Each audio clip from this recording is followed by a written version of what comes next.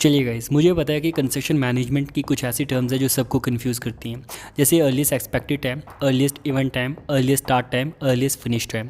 इसी तरीके से दूसरी हमारी जैसी टर्म्स है latest finish time, latest event time, latest start time, latest finish time. इसके अलावा और भी है, जैसे ऑप्टिमिस्टिक टाइम एस्टिमेट हो गया हमारा, ठीक है।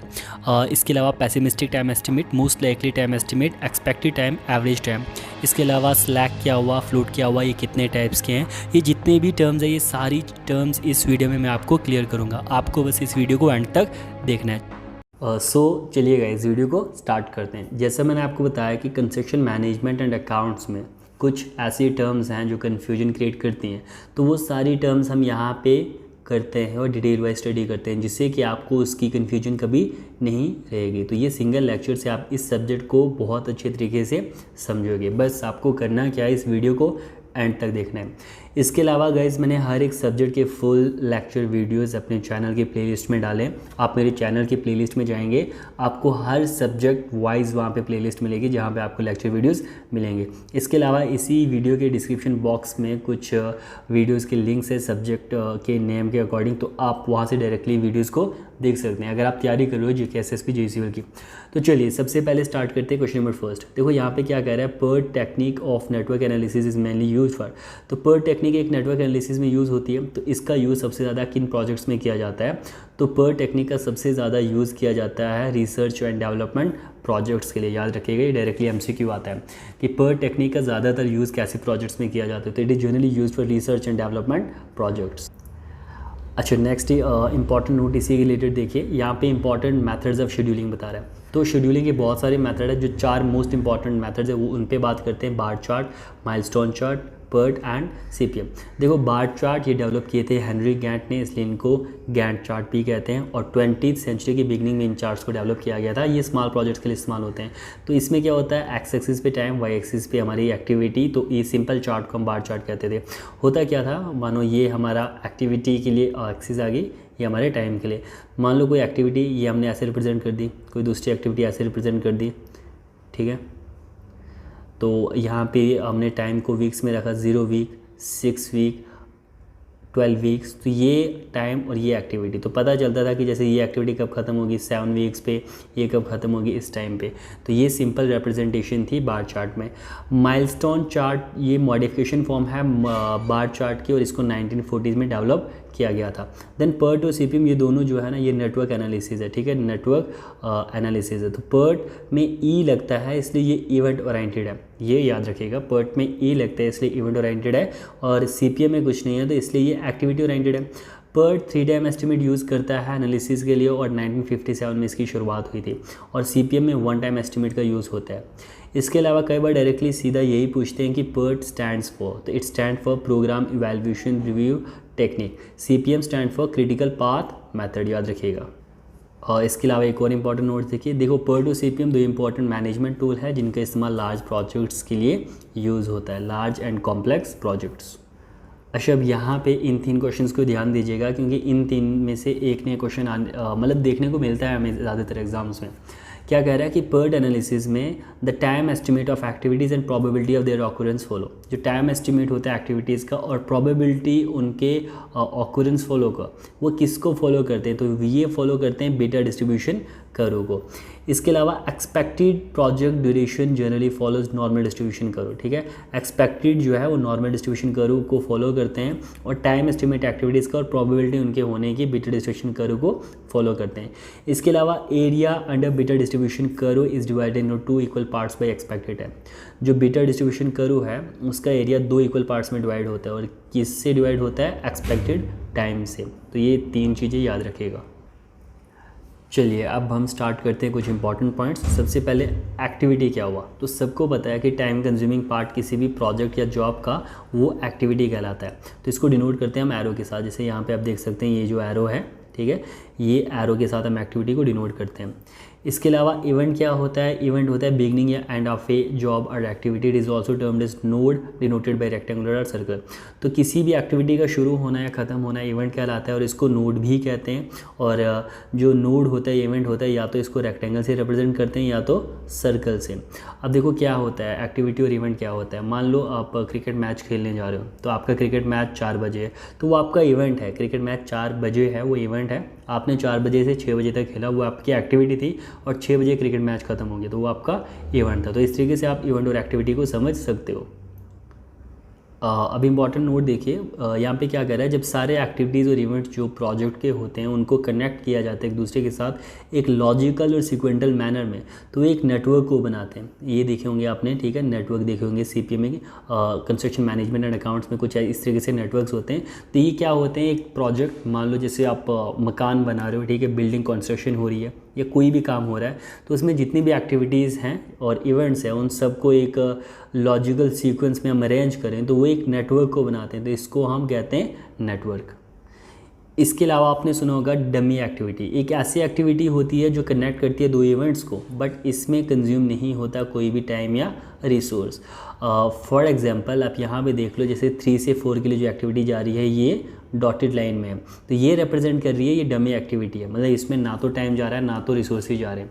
फॉर एग्जांपल मान लो आप एक्सकवेशन वर्क कर रहे थे, एक्सकवेशन वर्क कंप्लीट हो गया, उसके बाद आप अगर कंक्रीट डालना है तो उसके लिए आप वहाँ पे इरेक्शन ऑफ साइड बोर्ड लगाओगे, तो एक्सकवेशन वर्क कंप्लीट हो जाएगा तो साइड बोर्ड आप उसी टाइम शुरू कर सकते हो। तो इन दो इवेंट्स के बीच में टाइम नहीं लगेगा। तो ऐसे दो इवेंट्स के बीच में जो एक्टिविटी कनेक्ट करती है उसको डमी एक्टिविटी कहते हैं। चलिए नेक्स्ट क्वेश्चन को देखते हैं। क्वेश्चन देखिए, if the optimistic time estimate, most likely time estimate and pessimistic time estimate for the activity A are 4, 6 and 8 days and for activity B are 5, 5.5 and 9 days respectively, then which activity have greater expected time। क्या कह रहा है, दो activities हैं, ठीक है, एक A activity है और एक B एक्टिविटी है, दोनों के 3 टाइम एस्टिमेट दिए हुए हैं, optimistic, pessimistic, most likely time estimate, और वैसे B एक्टिविटी के दिए हुए हैं। तो इन दोनों का जो एवरेज या एक्सपेक्टेड टाइम है वो किसका ज़्यादा होगा वो पूछ रहा है। तो आपको बता दूं कि एक्सपेक्टेड या एवरेज टाइम एस्टिमेट क्या होता है, TE, it is equal to optimistic time estimate, most likely time estimate, pessimistic time estimate divided by 6। तो एक्टिविटी A के इन 3 टाइम एस्टिमेट को डाल दीजिए। अब ये होते क्या है मैं आपको बताता हूँ। देखो, जो ऑप्टिमिस्टिक होता है ना, यहाँ पे देख लीजिए, सबसे पहले ऑप्टिमिस्टिक टाइम एस्टिमेट क्या होता है, TO से डिनोट करते हैं। ये होता है मिनिमम पॉसिबल टाइम कि जिसमें हम किसी जॉब को कंप्लीट कर सकते हैं अंडर आइडियल एग्जिस्टिंग कंडीशन। मतलब एक ऐसा टाइम होता है जिसमें कभी भी हम प्रोजेक्ट को ख़त्म नहीं कर सकते। मतलब क्या है कि मान लो कि कोई काम हो रहा है तो हम कहेंगे मिनिमम 2 महीने में ख़त्म हो जाएगा, बट कोई भी काम 2 महीने में ख़त्म नहीं होगा, जो भी है मतलब मिनिमम टाइम में ख़त्म नहीं होता। ये एक आइडियल टाइम माना जाता है, क्योंकि डिले होता है कई बार बारिश की वजह से, कई बार लेबर शॉर्टेज, बहुत सारी ऐसी प्रॉब्लम्स होती है जिससे डिले होता है, तो इसलिए इसको ऑप्टिमिस्टिक टाइम एस्टिमेट कहते हैं, मिनिमम टाइम जिसमें हम प्रोजेक्ट को ख़त्म कर सकते हैं। एक होता है पेसिमिस्टिक, ये होता है मैक्सिमम पॉसिबल टाइम जो एक्टिविटी या जॉब ले सकती है अंडर वर्स्ट कंडीशन, मतलब जितने भी बुरे हालात हो जाएं फिर भी कितना ज़्यादा टाइम लगेगा और प्रोजेक्ट खत्म हो जाएगा, तो उसको कहते हैं pessimistic time estimate. And most likely time estimate, इन दोनों को मिलाकर एक बीच में टाइम एस्टिमेट आता है जिसको कहते हैं मोस्ट लाइकली टाइम एस्टिमेट। अब इस क्वेश्चन में वैल्यूज़ डालिए। देखिए, एक्टिविटी A का 4 मिनिमम है तो ये ऑप्टिमिस्टिक टाइम एस्टिमेट, 8 मैक्सिमम है तो पेसिमिस्टिक, और 6 जो है बीच में है तो मोस्ट लाइकली टाइम एस्टिमेट। इन तीनों में वैल्यू डालिए। देखिए यहाँ पे डालिए मैंने, तो एक्सपेक्टेड टाइम 6 आ गया। वैसे ही एक्टिविटी B के लिए डालिए, एक्टिविटी B के लिए डाला तो ये भी 6 आएगा, तो दोनों का जो एक्सपेक्टेड टाइम है वो बराबर आ रहा है। अब नेक्स्ट क्वेश्चन देखिए, the time estimate obtain from 4 contractor P, Q, R and S for executing a particular job as under. देखो 4 कॉन्ट्रैक्टर है, P, Q, R, S। इन 4 कॉन्ट्रैक्टर ने अपना अपना टाइम एस्टिमेट दिया है किसी प्रोजेक्ट को कंप्लीट करने का। जैसे कॉन्ट्रैक्ट के लिए हम टेंडर फिल करते हैं तो वो टेंडर मिलेगा किसी को, सब उस पर डिपेंड करता है कि जो कॉन्ट्रैक्टर ने डिटेल दी है तो किसकी डिटेल या किसका कॉन्ट्रैक्ट सबसे अच्छा लगता है तो उसको ही अवॉइड किया जाता है। वैसे 4 कॉन्ट्रैक्टर ने ये 3 टाइम एस्टिमेट दिए, optimistic, most likely, pessimistic time estimate. देखो तीनों का अलग अलग है, ठीक है, डेज़ में रखो या वीक्स में रखो, कुछ भी रखो। तो अब ये बोल रहा है कि भैया इन 4 कॉन्ट्रैक्टर्स में से किस कॉन्ट्रैक्टर की प्रोबेबिलिटी है कि वो जो टाइम एस्टिमेट उसने दिया है उस टाइम पे अपने काम को ख़त्म कर सकता है। देखो एक्सपेक्टेड एवरेज टाइम किसके बराबर था, optimistic time estimate plus pessimistic time estimate plus 4 time most likely time estimate divided by 6। तो वैसे करके हमने एक्सपेक्टेड एवरेज टाइम चारों कॉन्ट्रैक्टर का निकाल दिया, ठीक है, चारों का निकाल दिया। इसके बाद स्टैंडर्ड डेविएशन होता है pessimistic time estimate minus optimistic divided by 6, तो ये स्टैंडर्ड डेविएशन। तो स्टैंडर्ड डेविएशन का स्क्वायर करोगे तो वेरिएंस आ जाएगा। जिस भी कॉन्ट्रैक्टर के वेरिएंस की वैल्यू सबसे कम होगी उसके सबसे ज़्यादा चांसेस होंगे कि वो प्रोजेक्ट को कंप्लीट करेगा टाइम में। देखो इसका वेरिएंस 1.78 है, 2.25, 2.25, तो सबसे कम वेरिएंस किसका है, क्यू कॉन्ट्रैक्टर का। तो सबसे ज़्यादा चांसेस हैं कि क्यू इसी टाइम ही एस्टिमेट के हिसाब से प्रोजेक्ट को कंप्लीट करेगा। आई होप गाइज आपको समझ आई हो। अब देखिए कन्फ्यूजन कहाँ पे शुरू होती है, कन्फ्यूजन शुरू होती है स्लैक फ्लोट पे, earliest event time, earliest expected time, latest event time, latest start time, latest finish time, इन चीज़ों पे। तो ये चीज़ें अब स्टडी करते हैं। देखो सबसे पहले क्या कह रहा है कि स्लैक, एक स्लैक होता है एक फ्लोट होता है, दोनों के बारे में आपने सुना होगा, ठीक है, यहाँ पे लिखा नहीं जा रहा। एक स्लैक होता है और एक फ्लोट होता है। फ्लोट जो है वो एक्टिविटी के रिलेटेड है, यानी क्रिटिकल पाथ मेथड के रिलेटेड है, लेकिन स्लैक टाइम जो है वो इवेंट के रिलेटेड होता है और पर्ट एनालिसिस के रिलेटेड होता है। तो स्लैक टाइम किसी भी इवेंट का किसके बराबर होता है, तो स्लैक टाइम होता है latest start time minus earliest expected time. अब ये लेटेस्ट स्टार्ट टाइम, इसको लेटेस्ट इवेंट टाइम भी कहते हैं, और अर्लीस्ट एक्सपेक्टेड टाइम ये है क्या, अब ध्यान दीजिएगा। और ये स्लैक टाइम होता क्या, मान लो कोई काम मैंने शुरू किया, ठीक है, इवेंट 1 है, ये एक्टिविटी है, ये इवेंट 2 है। इस इवेंट को मैं शुरू करूंगा, मान लो इससे पीछे वाले इवेंट कुछ भी नहीं रहे, इसी से काम शुरू हुआ, तो 0 दिन, और 0 दिन इसका अर्लीस्ट एक्सपेक्टेड टाइम है या अर्लीस्ट इवेंट टाइम है कि इस इवेंट को शुरू कब कर रहा हूँ मैं, पहले दिन से इसकी शुरुआत हो रही है प्रोजेक्ट की। और इस इवेंट को अगर मानो मैं 2 दिन लेट भी करता हूँ तब भी मेरी ये एक्टिविटी है, ये जॉब जो है टाइम रहते कंप्लीट होगी। मतलब 2 दिन मेरे पास वो टाइम है कि जितना मैं लेट कर सकता हूँ। तो ये हो गया इसका लेटेस्ट स्टार्ट टाइम या लेटेस्ट इवेंट टाइम।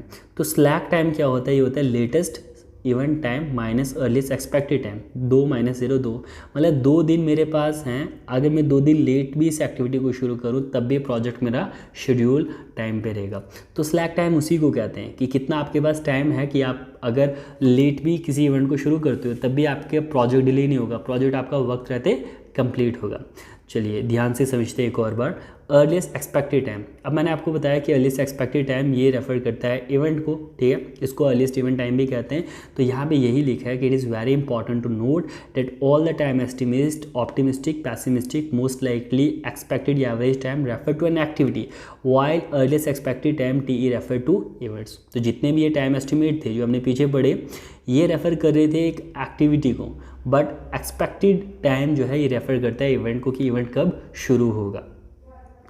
तो ये होता क्या है कि किस इवेंट को हम कब शुरू कर सकते हैं। तो कोई भी इवेंट तभी शुरू होगा जब उस तक होने वाले इवेंट जितने वो कंप्लीट हो जाए। देखो आपको डायग्राम से समझाता हूँ।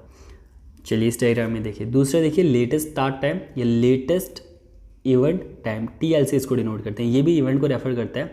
ये होता है कि कितना भी लेट आप किसी इवेंट को शुरू करोगे तब भी प्रोजेक्ट आपका शेड्यूल पे रहे, मतलब फ्लोट के बराबर ही होता है, स्लैक के बराबर सॉरी, जो होता है हमारा latest start time minus earliest expected time. अब देखो ये हमारा इवेंट है 1, 2 भी इवेंट है और 3 भी इवेंट है, इनके बीच A एक्टिविटी है और B एक्टिविटी है। A इवेंट को अर्लीस्ट एक्सपेक्टेड टाइम, मतलब इसको शुरू किया मैंने 0 डेज से, और लेटेस्ट स्टार्ट टाइम 2 दिन है, मतलब 0 दिन से शुरू करूँगा और 2 दिन मेरे पास हैं कि अगर 2 दिन लेट भी शुरू करता हूँ, मान लो आज काम शुरू करना ही था बट अगर डिले हो भी तो 2 दिन डिले भी होगा, तब भी जो ये लास्ट वाली एक्टिविटी है मतलब इसको टाइम पे हम ख़त्म कर देंगे। तो ये हमारा होता है लेटेस्ट स्टार्ट टाइम। तो वैसे ये इवेंट का होता है, तो इवेंट का अर्लीस्ट एक्सपेक्टेड और लेटेस्ट स्टार्ट टाइम। इवेंट 2 का अर्लीस्ट एक्सपेक्टेड टाइम और लेटेस्ट स्टार्ट टाइम क्या होगा, मतलब इस इवेंट को कब हम शुरू कर सकते हैं, इस इवेंट को तभी शुरू कर सकते हैं जब यहाँ तक होने वाली एक्टिविटी कंप्लीट है। देखो इस इवेंट को शुरू कर रहे थे 0 दिन में, अब 6 दिन से एक्टिविटी को लगे तो इस इवेंट को शुरू कब करेंगे, 6 दिन बाद। और वैसे 2 दिन इसके पास था कि 2 दिन लेट भी होगा तो चलेगा, 6 दिन एक्टिविटी में लगे तो 8 दिन। तो वैसे इसका अर्लीस्ट एक्सपेक्टेड टाइम क्या हो जाएगा, 6 दिन यहाँ तक लगे और इस एक्टिविटी को 7 6 13 दिन, और वैसे 8 7 15 दिन। अब इसके अलावा देखो 4 चीज़ें आती हैं, एक earliest start time, earliest finish time, latest start time, latest finish time. वो होता है एक्टिविटी के रिलेटेड। अर्लीस्ट स्टार्ट टाइम की एक्टिविटी को कब शुरू कर सकते हैं, अर्लीस्ट फिनिश की एक्टिविटी कब खत्म होगा, लेटेस्ट स्टार्ट की एक्टिविटी को कितना भी लेट शुरू करें तो प्रोजेक्ट शेड्यूल में रहेगा, और लेटेस्ट फिनिश भी वही आ गया। तो अब उन्हीं चीज़ों को स्टडी देखो। सबसे पहले अर्लीस्ट स्टार्ट टाइम। अर्लीस्ट ये होता है अर्लीस्ट टाइम जिसमें हम किसी भी एक्टिविटी को स्टार्ट कर सकते हैं। तो ये किसके बराबर होगा, earliest expected time preceding event के। ठीक है, अब डायग्राम में देखिए, अगर मैं बोलूँ एक्टिविटी ए का अर्लीस्ट स्टार्ट टाइम क्या है, तो ये जो प्रीसीडिंग इवेंट है, मतलब पिछला इवेंट है, इसका जो एक्सपेक्टेड टाइम है वही है। मतलब एक्टिविटी ए शुरू कब होगी, जब ये इवेंट शुरू होगा, 0 डे पे शुरू होता था, एक्टिविटी भी 0 डे पे शुरू होगी। Then we have earliest finish time. तो अर्लीस्ट फिनिश टाइम किसी भी एक्टिविटी का क्या होता है कि वो एक्टिविटी कब फिनिश हो। तो अर्लीस्ट फिनिश टाइम किसके बराबर होगा, earliest expected time tail event का प्लस एक्टिविटी फॉरवर्ड एक्टिविटी की। मतलब पिछले इवेंट का अर्लीस्ट एक्सपेक्टेड टाइम कितना था और उसमें एक्टिविटी को आप ऐड कर दो। अब latest start time. Latest start time होता है, ये होता है लेटेस्ट टाइम जिससे एक्टिविटी को हम स्टार्ट कर सकते हैं, जो हिंडर या काज नहीं करेगी कंप्लीशन को, मतलब प्रोजेक्ट के कंप्लीशन को कोई फ़र्क नहीं डालेगी। इसके बाद देखिए latest finish time. It is the latest time by which an activity may be finished without delaying the completion. तो यही वही है कि किसी एक्टिविटी को हम फिनिश कब कर सकते हैं, लेटली, ताकि कंप्लीशन जो है प्रोजेक्ट की उस पर फ़र्क नहीं पड़ेगा। अब देखिए इस डायग्राम से समझिएगा। इस डायग्राम में आपको ये 6 जो टर्म्स हैं ये आपको क्लियर हो जाएगी। देखो इस डायग्राम को ध्यान से देखिएगा। अगर इस डायग्राम को समझोगे आप, slack, free slack, head slack, tail slack, free float, total float, independent float, interfering float, वो भी समझ में आ जाएगा। ध्यान से देखिएगा। ये मेरा इवेंट है 1, ये इवेंट है 2, इनके बीच में एक्टिविटी है ये। ठीक है, अब इवेंट को स्टार्ट करने का जो टाइम है उसको कहते हैं अर्लीस्ट एक्सपेक्टेड टाइम। मैंने आपको बताया था ना कि ये अर्लीस्ट एक्सपेक्टेड और लेटेस्ट इवेंट टाइम ये रेफर करता है इवेंट को। बाकी जितने भी हैं earliest start, earliest finish, latest start, latest finish, ये रिप्रेजेंट करते हैं एक्टिविटी को। तो इसी इवेंट को अगर लेट हम 2 दिन बाद भी शुरू करें तो ये प्रोजेक्ट में ख़त्म हो जाएगा, टाइम पे ख़त्म हो जाएगा। अगले इवेंट का एक्सपेक्टेड टाइम क्या हो जाएगा, 0 दिन इसमें लगे, 6 दिन एक्टिविटी में लगे तो 6 दिन। और लेटेस्ट स्टार्ट टाइम क्या हो जाएगा, 2 और 6 8 दिन। अब देखो एक्टिविटी का अर्लीस्ट स्टार्ट टाइम क्या, अर्लीस्ट स्टार्ट टाइम क्या है कि इस एक्टिविटी को कब शुरू कर सकते हैं, इस एक्टिविटी को तभी शुरू करेंगे जितना इसका अर्लीस्ट एक्सपेक्टेड टाइम होगा।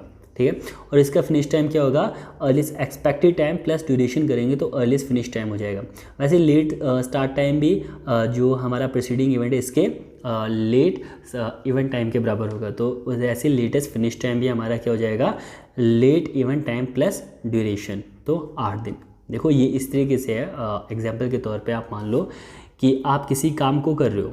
ठीक है, मान लो कि मिस्त्री को दरवाज़ों का काम दिया कि दरवाजे तूने बनाने, तो उसने दरवाजे बनाने शुरू किए आज, वो मेरा इवेंट है। ठीक है, उसके बीच में उसने मानो 6 दिन या जितने भी दिन लगाए वो उसका एक्टिविटी था, या 6 हफ्ते लगाए वो उसकी एक्टिविटी था, और 2 दिन बाद उसने ख़त्म किया। इवेंट को उसने शुरू कब किया था, मतलब आज शुरू किया था, तो इसको मैं फर्स्ट डे मानता हूँ, मतलब 0 डे। और इस इवेंट को अगर ये परसों भी शुरू करता, मतलब 2 दिन बाद भी शुरू करता तो कोई चक्कर नहीं था। तो यहाँ से अर्लीस्ट एक्सपेक्टेड टाइम और लेटेस्ट इवेंट टाइम हमें पता चल जाएगा। और इस इवेंट को ख़त्म कब कर देगा, ये 6 दिन बाद ख़त्म करेगा, तो इसका अर्लीस्ट एक्सपेक्टेड टाइम 6 दिन। और इस इवेंट को लेटली अगर ये 8 दिन बाद भी ख़त्म करता तो कोई चक्कर नहीं था, 2 दिन हमारे पास थे। तो यहाँ से ये 4 चीज़ें आपकी क्लियर होती हैं। अब एक्टिविटी का क्या है कि इसने दरवाज़ों को बनाने का काम शुरू किया, तो ये दरवाज़ों को बनाने का काम शुरू कब कर रहा था, 0 दिन से, ख़त्म कब कर रहा था, 6 दिन बाद। तो earliest start time, earliest finish time. Latest start time मतलब 2 दिन बाद भी शुरू करता था, कोई चक्कर नहीं था, और लेटेस्ट फिनिश टाइम क्या हो गया, 8 दिन बाद भी ख़त्म करता तो कोई चक्कर नहीं था। तो ये चीज़ें ध्यान में रखिएगा। अब यहाँ पे देखिए इसी के रिलेटेड कुछ क्वेश्चन है जो पूछे जाते हैं एग्जाम में। Earliest start of an activity क्या कह रहा है, ये जो अर्लीस्ट स्टार्ट होता है किसी एक्टिविटी का, is the earliest time of the node it leaves. क्या ये अर्लीस्ट एक्सपेक्टेड टाइम के बराबर होता है जिस इवेंट को ये छोड़ के आती है एक्टिविटी? बिल्कुल, इसका earliest start time earliest expected time दोनों का बराबर है, 0 डेज। दूसरा, latest finish time of an activity is the late event time of the node it enters. क्या बोल रहा है, लेटेस्ट फिनिश टाइम क्या जिस पे जाके वो एक्टिविटी एंटर होगी, जिस इवेंट पे जाके वो ख़त्म होगी एक्टिविटी, उसके लेटेस्ट फिनिश टाइम के बराबर होगा, लेटेस्ट इवेंट टाइम के बराबर। बिल्कुल, लेटेस्ट फिनिश टाइम इस एक्टिविटी का लेटेस्ट इवेंट टाइम के बराबर होगा। अब देखिए तीसरा क्या कह रहा है, latest start time of an activity, मतलब लेटेस्ट स्टार्ट टाइम ये जो है is the latest finish time minus duration. क्या ये latest finish time minus duration के बराबर होगा? बिल्कुल इसी के बराबर होगा। तो देखिए अगर आप इस चीज़ को समझते हो तो जितने भी मतलब ऐसे कन्फ्यूजन वाली चीज़ें पूछते हैं आप उनको ईजिली कर सकते हो। तो इसके लिए आपको इस डायग्राम को समझना पड़ेगा। अब देखिए total float, independent float, free float, tail slack, head slack किसके बराबर होता है? टोटल फ्लोट होता है latest finish time minus duration minus earliest start time. Independent float earliest finish time duration minus latest start time. Free float earliest finish time duration minus earliest start time. और tail slack latest start time earliest start time latest finish time earliest finish time head slack. तो अगर मैं आपको बोलूँ कि ऐसे इनको याद रख लो तो याद रख पाओगे? मतलब नहीं याद रहती, ठीक है। जब तक समझ नहीं होगी चीज़ याद नहीं रहती। तो देखो मैंने भी किसी की वीडियो से ये ट्रिक देखी थी, बहुत ही अच्छी ट्रिक है जिससे ये 6 चीज़ें आप कभी भूलोगे नहीं। देखो कैसे, अब इस डायग्राम को ध्यान से देखिएगा। ये इवेंट 1 इवेंट 2 इनके बीच में ये आ गई हमारी एक्टिविटी जिसकी ड्यूरेशन टी है, जो अभी हमने ऊपर पढ़ा था। इस एक्टिविटी को शुरू करेंगे तो अर्लीस्ट स्टार्ट टाइम आएगा, ख़त्म करेंगे तो अर्लीस्ट फिनिश टाइम आएगा। वैसे जो लेटेस्ट स्टार्ट टाइम और लेटेस्ट फिनिश टाइम आगे, ये 2 चीज़ें। अब लेटेस्ट स्टार्ट टाइम में से अर्लीस्ट स्टार्ट टाइम को माइनस करोगे तो टेल स्लैक आएगा। मैंने आपको बताया था ना कि स्लैक क्या होता है, कि कितना टाइम हमारे पास है, कि लेटली भी शुरू करें तो प्रोजेक्ट की कंप्लीशन पे फ़र्क नहीं आएगा।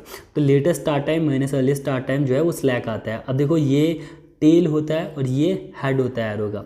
तो टेल पे है तो टेल स्लैक, वैसे हेड पे है तो latest finish time minus earliest start time जो है वो हेड स्लैक हो जाएगा। देखिए यहाँ पे जैसे है कि टेल स्लैक किसके बराबर होगा? Latest start time minus earliest start time, और head slack latest finish time minus earliest finish time. So guys ये 2 चीज़ें क्लियर है ना, टेल स्लैक और हेड स्लैक क्या हुआ, ये क्लियर है ना। उसके बाद आपने क्या करना है, इसी एक्टिविटी को जैसे ये हमने कर दिया था ऐसे, इसको आपने ऐसे क्रॉस कर देना और दोनों को एरो इस तरफ दे देना है। देखो मैंने एक क्रॉस कर दिया और यहाँ पे एरो दे दिया, यहाँ पे एरो दे दिया। अब जहाँ पे एरो ख़त्म हो रहे वहाँ पे आपने ऊपर टोटल फ्लोट और नीचे इंडिपेंडेंट फ्लोट डाल देना है, ठीक है। टोटल फ्लोट और इंडिपेंडेंट फ्लोट डाल देना है। अब देखो इससे होगा क्या, अब टोटल फ्लोट किसके बराबर होगा? देखो यहाँ से एरो शुरू हो रहा है तो यहाँ पे क्या था? लेटेस्ट फिनिश टाइम, ये मैंने फुल लिखा है, latest finish time minus duration minus earliest start time, तो ये टोटल फ्लोट। और वैसे independent float earliest finish time minus duration minus कहाँ पे ख़त्म हो रहा था? लेटेस्ट स्टार्ट टाइम पे, तो इंडिपेंडेंट फ्लोट। और वैसे ही फ्री फ्लोट, देखिए फ्री फ्लोट यहाँ पे earliest finish time minus duration और यहाँ पे जा रहा है अर्लीस्ट स्टार्ट टाइम, तो ये फ्री फ्लोट के बराबर होगा। देखो नहीं समझ आई, फिर से समझाता हूँ। टोटल फ्लोट को देखिए किसके बराबर है? Latest finish time minus duration minus earliest start time. तो टोटल फ्लोट यहाँ पे है, एरो यहाँ से शुरू हो रहा था तो यहाँ पे मैंने रखा था latest finish time minus duration minus earliest start time, तो यही है यहाँ पे। तो यहाँ से आपके ये जो 5-6 चीज़ें हैं ये क्लियर हो जाती हैं। अगर फिर भी समझ ना आए तो इस डायग्राम को आप एक बार ड्रॉ कर देना अपनी कॉपी पे एंड देन कोशिश करना इसको आप खुद ही बना सको। देखो कुछ नहीं है, सबसे पहले आपने एक्टिविटी को रखना है ठीक इस तरीके से, और एक्टिविटी जब शुरू होती है तो अर्लीस्ट स्टार्ट टाइम और लेटेस्ट स्टार्ट टाइम, और ख़त्म होगी तो अर्लीस्ट फिनिश टाइम, और लेटली ख़त्म होगी तो लेटेस्ट फिनिश टाइम। तो उसके बाद यहाँ पे ये 2 एरोज दे देने, तो यहाँ से करोगे तो टेल स्लैक, इसको माइनस करोगे तो हेड स्लैक। यहाँ से एरो दे दिया latest finish time earliest start time minus duration, तो टोटल फ्लोट। वैसे earliest finish time latest start time minus duration हमारा आ गया इंडिपेंडेंट फ्लोट। तो बहुत ही इजी है, एक बार अगर आप ड्रॉ करोगे तो इस डायग्राम को कम्प्लीटली समझ जाओगे, जिससे एग्जाम में जब भी क्वेश्चन आएगा आप इजीली कर सकते हो। चलिए नेक्स्ट क्वेश्चन देखिए, the time corresponding to minimum cost of a project is known as. देखो प्रोजेक्ट में या तो मिनिमम कॉस्ट लगेगी या तो मैक्सिमम कॉस्ट लगेगी, वो डिपेंड करता है टाइम पे। अगर आप चाहोगे कि कम टाइम में मैं काम ख़त्म करूं तो आपको पैसा ज़्यादा लगेगा, बट वो डायरेक्ट कॉस्ट होती है। इनडायरेक्ट कॉस्ट जो है वो टाइम के साथ क्या होती है मैं नीचे आपको बताता हूँ। सबसे पहले यहाँ पे देखो क्या कह रहा है कि जिस टाइम पे सबसे कम कीमत लगे प्रोजेक्ट को कंप्लीट करने के लिए उसको क्या कहते हैं। देखो ये हमारे पास कॉस्ट टाइम ग्राफ है, तो एक्स एक्सिस पे टाइम है, वाई एक्सिस पे कॉस्ट है।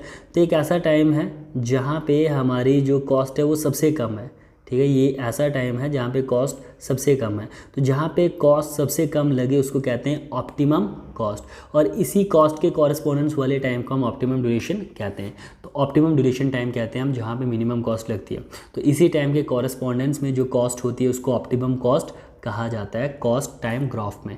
अब इसी ग्राफ में कॉस्ट स्लोप को लेके बहुत पूछते हैं कि कॉस्ट स्लोप होता क्या है। अब देखो क्या होता है ना, एक तो हो गया हमारा नॉर्मल टाइम, एक हो गया क्रैश टाइम। नॉर्मल टाइम क्या हो गया कि यूजुअली जितने ठेकेदार लेते हैं कि जितने टाइम में वो काम को ख़त्म करेंगे, ठीक है, कि कोई जल्दबाजी नहीं है, जैसे होगा जहाँ पे खर्चा कम होगा वो टाइम हो गया नॉर्मल टाइम। क्रैश टाइम मतलब मुझे बहुत जल्दी ख़त्म करना है, मटेरियल जितना लगे, लेबर जितनी चाहिए, कोई टेंशन नहीं, बट काम ख़त्म होना चाहिए। सबसे कम दिन कितने लगा सकते हो आप, पैसा जितना लगे कोई चक्कर नहीं।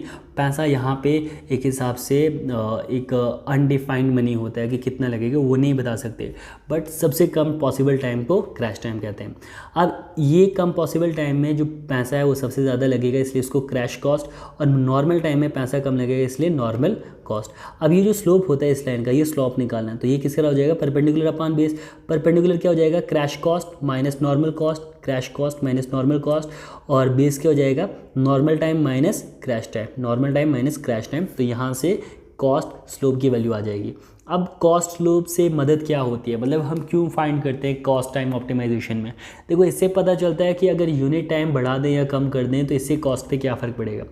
मान लो कि प्रोजेक्ट जो है वो 4 महीने में ख़त्म हो रहा था, बट अब जो ठेकेदार है वो कहता है कि एक और हफ़्ता लगा दो, एक और वीक इसमें ऐड कर दो। तो ये एक हफ़्ता ऐड करने से हमारा जो कॉस्ट है उसमें क्या फ़र्क पड़ता है, वो कितनी कम होती है कितनी बढ़ती है, इसी से हमें पता चलता है कॉस्ट स्लोप से। तो कॉस्ट स्लोप इसलिए किया जाता है।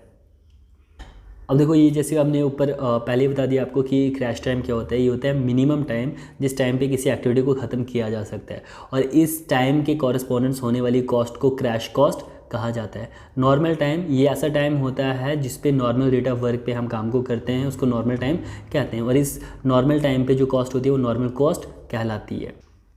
इसके अलावा देखो ये क्या कह रहा है, ये कह रहा है कि कॉस्ट प्रोजेक्ट की जो है इन्फिनाइट बन जाती है क्रैश टाइम पे, मतलब क्रैश टाइम पे हमें पता नहीं होता कि कितना पैसा लगेगा। इसके अलावा कॉस्ट स्लोप क्या है, ये आइडेंटिफिकेशन देता है of extra cost required to complete activity per unit time, मतलब एक यूनिट टाइम एक्स्ट्रा बढ़ाने पे या कम करने पे कितनी एक्स्ट्रा कॉस्ट लगेगी उसके बारे में हमें बताता है कॉस्ट स्लोप। अब यहाँ पे देखिए if probability factor is 0 the chances of completion of project in the scheduled time is, अगर probability factor 0 है तो उस प्रोजेक्ट के chances of completion के टाइम कितने हो जाते हैं, 50% हो जाते हैं। सेकंड पॉइंट देखिए, for the completion of project the duration of critical path is, project को कंप्लीट करने के लिए जो क्रिटिकल पाथ है वो क्या होना चाहिए, मिनिमम, मतलब हमें ऐसा पाथ लेना चाहिए जिसमें मिनिमम टाइम लगे। इसके बाद देखिए मैंने आपको पीछे बताया था स्लैक जो है वो पर्ट नेटवर्क को रेफर करता है, मतलब इवेंट को रेफर करता है, और फ्लोट जो है एक्टिविटी को रेफर करता है, तो it is associated with CPM, slack is associated with PERT, तो ये भी इंपॉर्टेंट है, याद रखिएगा। चलिए एक न्यूमेरिकल करते हैं जो हमने पीछे भी तक किया। ये कह रहा है कि क्रिटिकल पाथ मेथड में लेटेस्ट फिनिश टाइम एक इवेंट का जो है 8 हफ्ते है, ठीक है, लेटेस्ट फिनिश टाइम जो है वो 8 वीक्स है, और एक्टिविटी आई जे इवेंट के बीच में एक्टिविटी होने को 4 हफ्ते लग रहे हैं, देखो 4 वीक्स लग रहे हैं, और इवेंट जे जो है वो स्टार्ट होगा आफ्टर 12 वीक्स, तो इसका लेटेस्ट फिनिश टाइम क्या हो जाएगा, 12 वीक्स, यही इसका लेटेस्ट स्टार्ट टाइम भी हो जाएगा, ठीक है। तो अब बताओ फ्लोट कितना है, तो फ्लोट किसके बराबर होता है, देखो हमने पीछे पढ़ा था फ्लोट किसके बराबर होता था, ये होता था लेटेस्ट फिनिश टाइम, देखो एरो इस तरीके से बन रहा था, latest finish time minus duration minus early start time. तो अगर वो आपको डायग्राम याद होगी तो आप ईजिली फॉर्मूलाज डाल सकते हो। तो लेटेस्ट फिनिश टाइम कितना है, 12 हफ्ते, 12 हफ्ते माइनस ड्यूरेशन कितना है, 4 हफ्ते की, और अर्ली स्टार्ट टाइम किसके बराबर होगा, ये हमने मान लिया लेटेस्ट फिनिश टाइम के बराबर 8 हफ्ते। तो हमारे पास टोटल फ्लोट कितना आ गया यहाँ पे 0। इसके अलावा ये भी मोस्ट इंपॉर्टेंट पॉइंट्स हैं, 3 पॉइंट्स बताऊँगा, मोस्ट इंपॉर्टेंट है। The time by which a particular activity can be delayed without affecting the preceding and succeeding activity। मान लो ये एक्टिविटी 1 2 है, देन 2 3 है, और 2 से 4 भी है, और आगे कोई 4 से 3 आ रही है, कुछ भी है। तो देखो ये एक्टिविटी है, इस एक्टिविटी की प्रीसीडिंग कौन सी हुई, मतलब इससे पिछली एक्टिविटी कौन सी है, डेट इज़ 1 2, ये प्रीसीडिंग एक्टिविटी कहलाती है। और सक्सीडिंग एक्टिविटी की 2-4 एक्टिविटी के बाद नेक्स्ट एक्टिविटी क्या है, जैसे 4 और 5 होती, तो ये इसकी सक्सीडिंग एक्टिविटी होती नेटवर्क में। अब यहाँ पे क्या बोल रहा है कि time by which a particular activity can be relate without affecting the preceding and succeeding activity, वो कौन सा टाइम होता है जिसमें ना तो प्रीसीडिंग ना तो सक्सीडिंग एक्टिविटी पे फ़र्क पड़ता है, ठीक है, नहीं फ़र्क पड़ता, और ये डिलेट भी नहीं करता। तो इंडिपेंडेंट फ्लोट डिपेंड नहीं करता ना तो सक्सीडिंग पे और नॉट तो प्रीसीडिंग पे। टोटल फ्लोट दोनों पे डिपेंड करता है, प्रीसीडिंग और सक्सीडिंग एक्टिविटी पे, और फ्री फ्लोट सिर्फ प्रीसीडिंग एक्टिविटी पे डिपेंड करता है।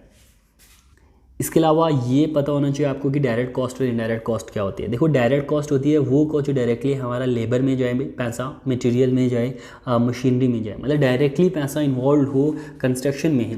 और इनडायरेक्ट कॉस्ट क्या हो गया, देखो ये कॉस्ट किस में आ गया, जैसे सुपरवाइजरी कॉस्ट आ गया, स्टाफ की कॉस्ट आ गया, ठीक है, डेप्रिसिएशन हो गया, इंश्योरेंस हो गया, ओवरहेड हो गया, या जैसे आपने लेबर एमेनिटीज़ दी हैं, ठीक है, उनकी कॉस्ट होगी, ऑफिस बनाया उसकी कॉस्ट, तो ये आती है इनडायरेक्ट कॉस्ट में, ठीक है।